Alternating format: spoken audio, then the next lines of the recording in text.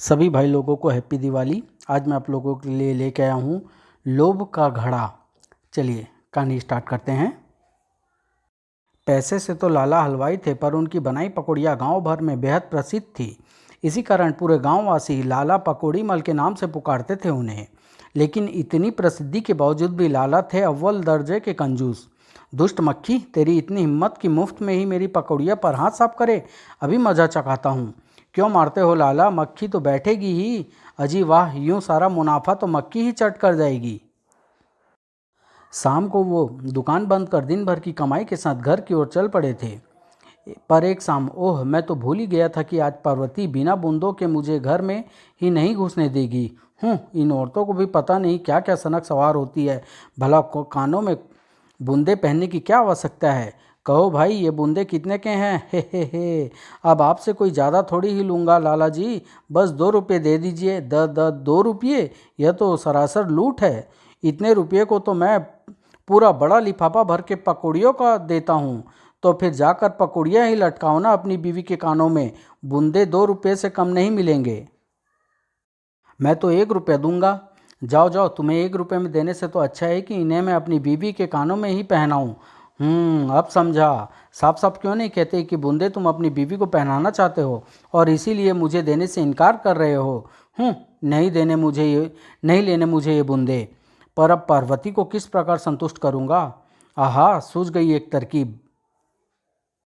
घर में पहुंचकर, अजी मैंने कहा मेरे बूंदे कहाँ हैं? ओह बूंदे, क्या बताऊं पार्वती, आज जब मैं तुम्हारे बूंदे खरीद कर लौट रहा था तो देखा एक लफंगा किसी औरत के कानों से बूंदे खींचकर भाग गया और उस औरत के दोनों कान कट गए। हाय राम, फिर क्या हुआ? फिर क्या, वह दुर्घटना देखकर मुझे तुम्हारे कानों की चिंता हुई और मैंने बूंदों को तुरंत एक नाली में फेंक दिया। बहुत अच्छा किया। ऐसे नामुराद बूंदों से तो मैं बिन बूंदे ही भली। वाह, बला आसानी से टल गई। एक दिन, सुनो पार्वती, मैं देख रहा हूँ कि तुम आजकल खाने पीने की वस्तुओं पर कुछ अधिक ही धन बर्बाद करने लगी हो। अजी कहीं खाने पीने पर लगा धन भी बर्बाद होता है? खाएंगे नहीं तो जिएंगे कैसे? इस बारे में मैं तुम्हारी कोई सफाई नहीं सुनना चाहता। कान खोलकर सुन लो। कल से घर में दोनों वक्त एक आदमी का ही खाना बनेगा। एक समय मैं खाऊंगा और तुम सूंघकर संतुष्ट हो जाओगी, दूसरे वक्त तुम खाओगी और मैं सूंघकर संतुष्ट हो जाऊंगा। और यह क्या, इस तरह हवा करने से तो यह पंखा 2-4 दिन में ही टूट जाएगा। अगर हवा ही खानी है तो पंखे को जमीन में गाड़ कर मुंडी उसके आगे घुमाती रहो। इस तरह यह सदियों तक यूं ही बना रहेगा। अगली दोपहर भोजन के समय, हे भगवान, इतने सारे खाने और फल के लिए तुम्हारे पास पैसे कहाँ से आए? मैं मना करने के बाद मैंने सोचा शायद आपका धंधा आजकल मंदा चल रहा है, इसलिए आपसे बचा बचा कर जो इकट्ठा कर रखा था उन्हीं में से मैं ये सब खरीद लाई हूँ। ओह, मुझसे छिपकर पार्वती ने न जाने कितना धन और जोड़ रखा होगा। क्या सोचने लगे जी? कुछ नहीं, पार्वती से छिपाए धन को निकालने की कोई तरकीब सोचनी चाहिए। आह, सूझ गई। फिर शाम को जब वह दुकान से लौटा, अरे भगवान, कुछ सुना तुमने? क्या बात है जी, इतने घबराए हुए क्यों हो? शहर में एक ठग आया हुआ है। सुना है वह बदमाश घर की अकेली औरतों को बेवकूफ़ बनाकर उसका सारा धन लूट ले जाता है। अगर तुम्हारे पास कोई कीमती वस्तु या नकदी हो तो उसे मुझे दे दो, मैं उसे गुप्त तिजोरी में बंद कर दूंगा। यह तो सचमुच की बुरी खबर है। मेरे पास थोड़ी बहुत मोहरें हैं जी, मैं उन्हें अभी लेकर आती हूँ। यह लो जी, इन्हें संभाल कर तिजोरी में रख दो। अब इसकी कोई ज़रूरत नहीं भगवान, वह तो तुम्हारा छिपाया गया धन निकालने के लिए मुझे झूठ बोलना पड़ा। इतना सुनते ही पार्वती ने अपना सिर पीट लिया। हाय, मुझसे धोखा। अब मैं यहाँ नहीं रहूँगी, आज ही मैं अपने मायके चली जाऊँगी। चलो, कुछ दिनों उसके खाने पीने का खर्चा भी बचेगा। और पार्वती उसी समय अपने मायके रवाना हो गई। उधर लाला पकौड़ी मल अपनी तिजोरी भरने में लगा हुआ था। लक्ष्मी मैया की जय। आहा, कितना सुकून मिलता है नोटों की खुशबू सूंघकर। लक्ष्मी मैया की मुझ पर कृपा बनी रही तो अतिशीघ्र मैं इस नगर का सबसे बड़ा सेठ कहलाया जाने लगूंगा। अब जल्दी से बंद कर दूं, कहीं कोई भूखमरा ही ना आ धमके। अपनी दुकान के कारण वह दिन दूनी रात चौगनी तरक्की कर रहा था। फिर एक दिन वह भी आया जबकि अपनी दौलत की सुरक्षा की चिंता उसे बुरी तरह सताने लगी।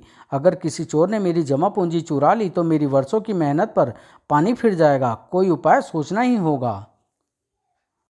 अब तो एक ही उपाय है, मैं अपनी दौलत को कहीं छुपाऊं। यह सोचकर उसने एक कांसे के घड़े में अपनी सारी दौलत भरी और रात होते ही उसे छुपाने जंगल की ओर चल दिया। यहाँ मेरा धन सुरक्षित रहेगा। गड्ढा खोदने के बाद उसने घड़े को पेड़ की जड़ में गाड़कर जमीन सलामत समतल कर दी और फिर पूरी तरह से आश्वस्त होने के बाद घर की ओर चल पड़ा। अगले दिन, अरे सुखिया, उदास है, क्या बात है? मैं बड़ी विपत्ति में फंस गया हूँ लाला जी। सुखिया उसी गांव का एक गरीब किसान था। मेरे एकमात्र बैल ने बीमारी में दम तोड़ दिया है। अब फिक्र में हूँ कि खेत कैसे जोतूंगा। सचमुच बहुत बुरा हुआ। लाला जी, एक विनती है आपसे, अगर आप एक बैल खरीदने के लिए मुझे ऋण दे दे तो मैं जीवन भर आपका उपकार नहीं भूलूंगा। क्या कहा, ऋण? अरे तुमने मुझे कोई साहूकार सेठ समझ रखा है? मुझे निराश मत कीजिए। फसल कटते ही सारा पैसा ब्याज समेत लौटा दूंगा। फसल होगी तो कटेगी ना। जाओ जाओ, मेरे पास तुम्हें देने के लिए एक फुटी कौड़ी भी नहीं है। आपके पांव पड़ता हूँ लाला जी, मुझ पर दया कीजिए। मेरी बीवी बच्चे भूखे मर जाएंगे। दुनिया भर की बीवी बच्चों का ठेका तो नहीं ले रखा है मैंने। दफा हो जाओ यहाँ से, अन्यथा धक्के मारकर बाहर निकाल दूंगा। चले आते हैं न जाने कहाँ कहाँ से। और सुखिया अपना सा मुँह लिए वहाँ से निराश हो लौट चला। उसी रात लाला को स्वप्न दिखाई दिया कि सुखिया बरगद की जड़ से उसका घड़ा निकाल रहा है। अगले ही पल लाला हड़बड़ा कर रूठ बैठा। उफ, कितना भयानक स्वप्न था। मुझे लगता है वहाँ मेरा धन सुरक्षित नहीं है। मैं अभी वहाँ से धन निकाल कर कहीं और छिपा देता हूँ। आहा, सारा धन सुरक्षित है। रास्ते में एक सूखा कुआं देखा था। उससे बढ़कर सुरक्षित स्थान अन्य कोई नहीं हो सकता। कुएं पर पहुंचकर एक रस्सी की मदद से उसने वह घड़ा कुएं में रख दिया और फिर रस्सी द्वारा बाहर आ गया। लेकिन अभी एक दिन भी नहीं बीता था कि अगर कोई भूला भटका कुएं में उतर ही गया तो नहीं नहीं, वह जगह भी ठीक नहीं है। वह पुनः मटके को निकाल लाया। अगर मैं इस मटके को अपनी चारपाई के नीचे दबा दूं, हाँ यह ठीक रहेगा। वहाँ यह धन मेरी आंखों के सामने अधिक सुरक्षित रहेगा। इस फटीचर आदमी के पास कांसे का घड़ा, जरूर यह भी मेरी तरह चोर या ठग होगा। इस घड़े में चुराया गया धन इत्यादि होना चाहिए। मुझे इसका पीछा करके जानना चाहिए कि यह इसे लेकर कहाँ जा रहा है। लाला पकौड़ीमल ने घर पहुंचकर चारपाई के नीचे वाले स्थान पर गड्ढा खोदा। यह तो कोई कंजूस सेठ मालूम पड़ता है, और घड़ा जमीन में दबा दिया। वाह, अगर यह घड़ा मैं हथिया लूँ, कोई तरकीब सोचनी ही पड़ेगी। आहा, सूझ गई। अगली सुबह बम बम भोले, यह कौन भूखमरा मरा सुबह सुबह। फिर ज्यों ही उसने दरवाज़ा खोला, बाबा को कुछ भिक्षा मिलेगी बच्चा? अवश्य, मैं अभी लाया। जब वह लौटा, लीजिए महाराज, आप बहुत अच्छी वक्त पर पधारे हैं, वरना कुछ देर बाद मैं इन सूखी रोटियों को अपनी गाय को खिलाने ले जा रहा था। फिक्र मत कर बेटे, अब इस धन के साथ तेरी गाय भी खोल ले जाऊंगा। अचानक आहा सुंदर, यह आप क्या बड़बड़ा रहे हैं महाराज? बच्चा, तेरे भाग्य बड़ा ही प्रबल है। तेरे भाग्य की रेखाएं बोलती है कि तू शीघ्र ही करोड़पति बनने वाला है। क्या सच महाराज? भोले बाबा की बात कभी झूठ नहीं निकलती, लेकिन साथ ही तुम एक भयानक विपत्ति में भी फंसने वाले हो। कैसी विपत्ति महाराज? उस धन के प्राप्त होते ही तेरी मृत्यु हो जाएगी। हे भगवान! पर महाराज, इससे छुटकारा का कोई हल भी तो होगा। एक ही उपाय है मूर्ख। क्या महाराज? तेरी दीर्घायु के लिए हमें वहाँ मृत्युंजय यज्ञ करना होगा। ओह, पर खर्च कितना होगा? केवल 5 रुपये स्वर्ण मुद्राएं। सौदा बुरा नहीं है, मुझे मंजूर है। आप यज्ञ शुरू कीजिए। वाह, बन गया काम। फिर साधु के कथन अनुसार लाला पकौड़ीमल यज्ञ का सारा सामान ले आया और शाम घिरते ही उस कपटी ठग ने यज्ञ आरंभ कर दिया। ओम नमः शिवाय, चल मेरी करामती गोली, दिखा दे अपना चमत्कार। ओम नमः शिवाय। ठग की इस गोली से तीव्र गंध निकलने लगी। अब आएगा मजा बच्चू। ओम नमः शिवाय। यह कैसी दुर्गंध है? उफ, चल बेटा झमरू, अब फटाफट ताला खोल ले अपनी किस्मत का। क्लिक, आहा, खुल जा सिमसिम। और फिर सब कुछ समेट कर वह गायों के साथ वहाँ से चंपत हो गया। सुबह होने पर जब लाला को होश आया, अरे वह साधु महाराज कहाँ चले गए और यह अचानक मुझे क्या हो गया था? हाय, यह कमरा कैसे खुल गया? मुझे गड़बड़ लगती है, चल कर देखूं। हाय, मेरा घड़ा, मेरा जीवन भर की पूंजी, मैं लूट गया, मैं बर्बाद हो गया। लाला जी की चीख पुकार सुनकर कई पड़ोसी वहाँ जमा हो गए। अरे, ये तो सदमे से बेहोश हो गए लगते हैं। बेचारा लाला पकौड़ीमल जी।